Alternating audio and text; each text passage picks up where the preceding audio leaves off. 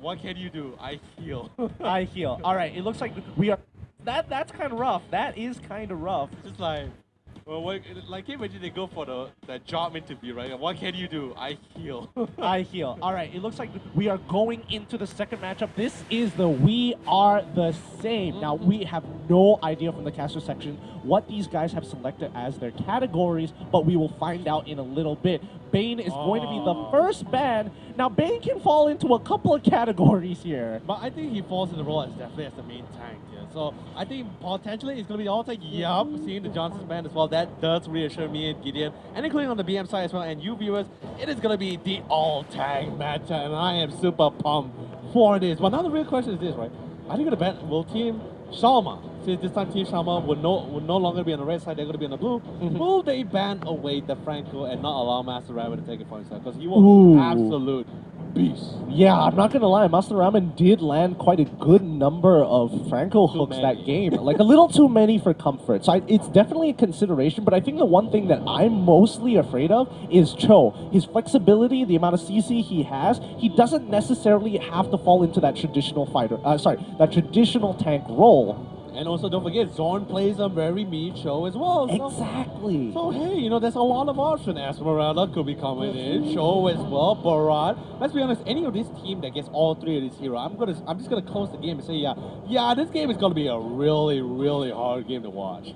Yeah, oh, it looks like, you know, Shalma's team is going to be giving away one ban away. We don't need it. We don't have to lock it in. However, Team Naim, they aren't going to make the same mistake as they did before. They're going to be making sure they are banning out the Fanny this time round. Oh, wait. It's not all tanks. It's actually all mages. We don't know yet, you know. I'm seeing all mages right now. Give it a second. Give it a second. It could be all supports. Yeah, didn't think about that, did ya? I didn't think about that at all, but then again, I'm calling it all mages here because oh yeah, the Kadena is coming in. Oh, come on, lock in that Aerith. Yep, it looks like the category has been selected to be all mages.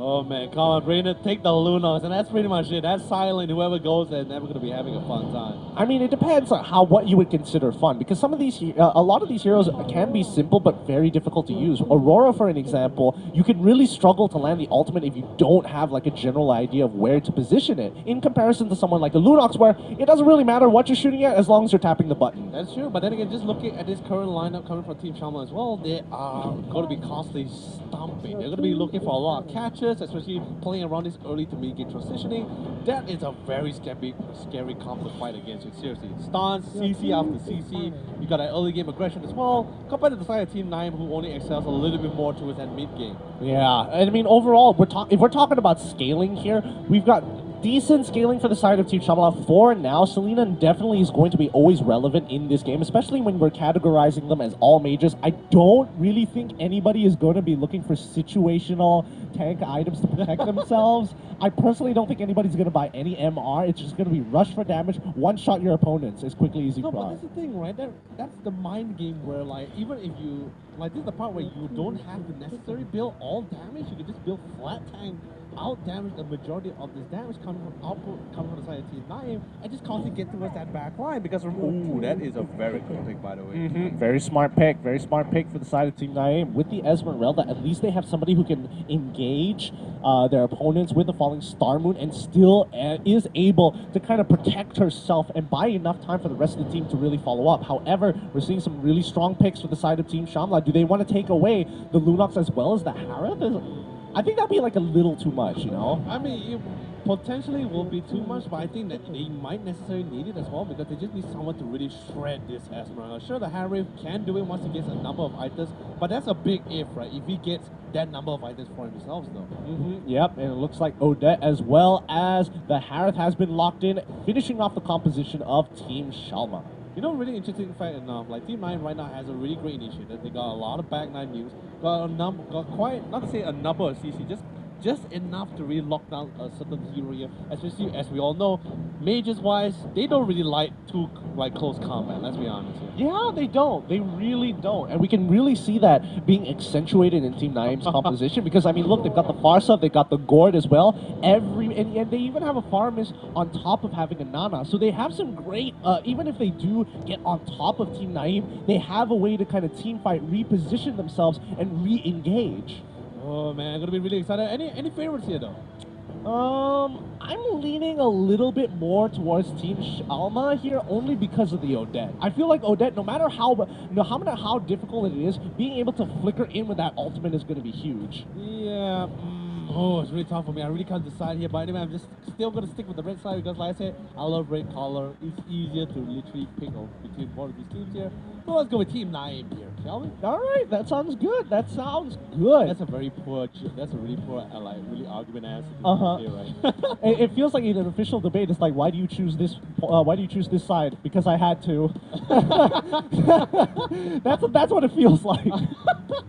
I mean, you shouldn't have said have to. It's just more like, oh, because I just like it. Because I like or it. better feng shui. But anyway, ladies and gentlemen, we're jumping into game number 2 here. Thank you, production, for an amazing graphic view of the land at the dawn. Will it be Team Naim once again for the second game? Or will Team Shalma take away a beautiful comeback game in the second game? Well, let's find out. Starting off with Team Shalma, who's going to be Zorn sitting on top of the blue buff there by himself with the Abyssal Traps ready to go. But most members are towards the mid side. Nobody is rotated up top just yet as well. Ooh, gotta be careful. But Jahat coming all the way in. Just want to give a small greeting, but then again with our dear Retribution in the hands of Solos, it's gonna be it's gonna be an easy pickup for him. Yeah, I'm interested to see how the lane matchups are going to go, because, I mean, we know for a fact that Selena is going to need a little bit of time. She hits her level 2, and then she's going to be looking to get those fights. Up on the top side, Fear Fendi is going up against Naim Daniel here. However, the extra attack speed coming in from Naim Daniel is going to allow him to get more auto attacks in overall, so she's got to be careful to play around those cooldowns. And the best part about it during the mid lane as well, like, there's just so much range stance and control coming from the side of Team Naim in the mid lane too. So literally, if you get caught or out of position, let's be honest, you're a dead mage, regardless. Yeah, it's going to be a dead mage indeed. I'm more concerned about the far side down. Oh, wait, hold on. Naim Daniel might have bitten off a little too much, more than he could chew. Fira, she needs to buy time. She needs to go to the bush, hide for that one auto attack, turn it around, boom! Waits for the cooldown, and Naim Daniel did not finish it off when he should have. Off the one shot, does it go through? Yes, it does. Zorn being able to land the full combination, securing the kill on Pajahat. Zorn's Moon one-shot GG coming in. And, ooh, Shalma accidentally popping the ultimate. You know, it's just a couple of BMs, right? You just drop your ultimate, just like, hey, there's absolutely nothing, but it's about sending a message, right? Exactly. You got to show dominance in lane. It's like, you think I'll use my, you think I won't use my ultimate? Sure. I don't even need my ultimate to beat you in lane. Just push her against the wall, right? Yeah. And now Solo's coming in here huge with the Salmon Force, forcing Master Ramen to flicker out of the way. Looks like it's going to be no interactions from the mid lane. Sure. Topside, however, Fira doing quite a great job. She got a beautiful first kill for herself. But ooh, Naim Daniel, a little bit outside of the territory here. This is the part where Fira says, you're in my jungle now. And Zorn was able to dominate that bot lane. Yep, securing 2 kills on their side. It looks like Team Shalma for now is going to have the upper hand. Falling Star Moon landing on top of Fatazi. He's going to be in trouble. He fails the flicker, and the secure kill from Master Ramen ensures his demise. Ooh, such a punishing thing as well. The flicker. Fira, however, really trying to outburst Master Ramen before he can run for himself. But Fix, however, doing quite an amount of damage. Fira, I know it's still one second away, but Sally is not in enough, and I love it. Master Rabbit is constantly still baiting around despite how low he is. Yeah, unfortunately for Fira, she didn't have her flicker up in time, so her best bet was to actually look to trade kills against Master Ramen. She got close and was about 1-point-something seconds away. I'm gonna round it down to 1. Oh, wow. No. Abyssal Arrow lands, and a full combination with Solos, who even uses the Chrono Dash to protect himself from the tower shot. This guy making sure that he looks like he's smurfing. I mean, technically he is smurfing, but ooh, beautiful chain stun coming in along with the ultimate as well. Tries his best to sustain, and oh my lord. Let's be honest, this is Alpharada, right? So much shield. Yeah, it's just a lot of shields there. I think he got really, really lucky overall. I mean, Shalma actually let her ultimate stand for a little bit longer. It would have been okay, but just said, wait, Daniel? What's going on? What's going on, buddy? He's gonna try and get out of here, but the Salmon Force still applies, and Solos takes 2 out with no issues whatsoever. Okay, and let's be honest. Ooh, beautiful straight up coming from Bajaj towards the top side. But I'm just gonna reenact that moment towards that jungle, right? I'm pretty sure Josette is just pretty much like, guys, Daniel, save me. I think she was really hoping that Daniel would have his would use his ultimate at that point in time to kind of like look to straight back. That's what I was thinking when that was happening. That's what I thought too. But then again, I'm pretty sure Joseph was just screaming all the way. And Daniel was just like, wait for it. Wait for it. I know you died already. Unfortunate to say the least, but so far the goal differential has not changed. And this is to be a lot fair. I would say it's a lot less lopsided compared to game one. But then again, we see Solo just doing an absolute job. He already got the Calamity Reaper as well, 302. He's ready for the gang. But oh, beautiful stun coming in from Zone. But that is also quite punishing. So, oh, but the stuns after stuns being connected at Fix, however, will be able to get a beautiful kill for himself on top of Fira, but not after a beautiful trade. However, the dash, the corner dash is happening with the Zama Force. He's going to be able to punish our different Josette. It was a bot lane, but Solo, however, might fall to the tower. Yep, Zorn does. Oh, he tries to secure the River Crab, but right now Feeks is making sure that Zorn doesn't have as much pressure as he wants to. He's going to try and run him down here. Turns the other way, able to dash right through him. On top of that, some great mechanics being displayed. Ooh, man, sidestepping for the win, baby. But Feeks got this red bomb. He's totally doing fine, especially since he didn't really die at all. In this case, he's getting a quite number of kills for himself, decent amount of bombs, split pushing each of his lane, and most importantly, I just love he knows when to punish each of these laners here who actually overextends or get punished for it, because he has such a great gap closing skill with his ultimate falling star move. Yeah, and overall, I don't think either one of these teams want to actually take the turtle this time round. As you know, there are just mages. Oh, Master Ramen now in trouble, forcing the flicker out of him, but Naim Daniel in the backside already looking to engage. He pops his ultimate. He knows he's going to die. He doesn't mind. He's coming back to life. Do you hear the evanescence now? Now that transforms to try and get away. Secures nobody so far. Solo's still alive, but Naim Daniel, he's going to fall once more. That's going to be time out for the ultimate as the backline. But Jaha gets taken out. Feeks looking to run Shalma down. But unfortunately, with the help of Fantazi and Solos, that ain't going to be so easy. Oh man, he was juggle back and forth, dude. But there's so many times I see, oh, here comes the chat. Zorn Bala Dunamka. Returning the favor indeed. Oh man, it must feel really great for them. Our Solos, however, going to be careful, but drops down to Summon Force. But Joseph will be able to flick around a bit, but the damage, Solos almost got one shot. Oh my Fantasy here. But Naim Daniel, trying to get the kill for himself, but sadly would not be able to connect because a beautiful abyssal track coming in from Zorn. Yeah, he even bothers to drop down the ultimate just in case things go badly, and unfortunately it does. And Zorn, he just waits for the right opportunity. Unfortunately for Master Ramen, that polymorph does take some time to reach its target before turning it and shrinking it back into a little bad bunny boy. But then again, the Mystic Junction looks so sick with its skin, let's be honest now. It really does. Oh, arrow. No! No! No! Now the BM is really real. It's real. They're just dropping. They are targeting each other all the way. Now this is where the mind game begins for the side of Team Shalma, right? They're just dropping BMs after BMs here. Just trying to rile them up in this game here. They are trying to, but they are pushing ahead. They are, calculating in my head, 8 kills ahead of their opponents. Man, that took a little too long than it should have. 2K ahead in terms of gold. 1 tower ahead of their opponents. Neutral objectives have been taken off as well. Can they get another pick? Unfortunately, it does not connect. Oh man, speaking of connection as well, ooh, there's going to be a beautiful stun coming in. There is Solos clear on the middle lane, but all it comes up to is just one single catch, literally. Anyone who catches anyone is going to be so punishing in this mid lane right now. You can see Team Naim, but ooh, the positioning coming from Zon, constantly shifting left to right side. He's literally the MLBB sniper right now. Yeah, and he's been making sure that people are dying after each trap. And so far, I think it's come to a little bit of a stalemate. Both sides are realizing that they're scaling up quite well. They've already hit the level 10 mark. Solo's actually popping down the Salmon Force this time around. This might be a mistake. He's going to run out of time. He gets hit by the initial stun. It's not going to matter too much now. Naim Daniel and Jahat rotating towards them through the backside to make sure they don't get outflanked. Two ultimates going to be committed as well, because we saw Shalma on the back end actually pop her ultimate behind there just to give them a little bit more message. Like, hey, you know, let's just tone down a bit. We'll give you a handicap. I would not fight you guys without my ultimate. Come and get me. Yeah, not gonna. Oh boy. I mean, they wanted to send a message. That's one way of doing it. Oh, Zorn gets finally hit, and Zorn secures that kill, saving Fira's. Actually, wait, not even saving Fira's life. Fira managed to get out of the Goron ultimate earlier, but Odette, unfortunately, is not going to be able to make the same mistake. Oh no, Solos taking them out one by one. I mean, solo killing all day, but anyway, beautiful start coming on top of Fix. Fix trying to run for his life. He still has the falling star mode, but he doesn't really want to commit it just yet because legendary solos will be picking up another kill for his team here. Anyway, but another beautiful start coming in from Zorn. But Master Ramen was able to survive a little bit longer with his beautiful passive.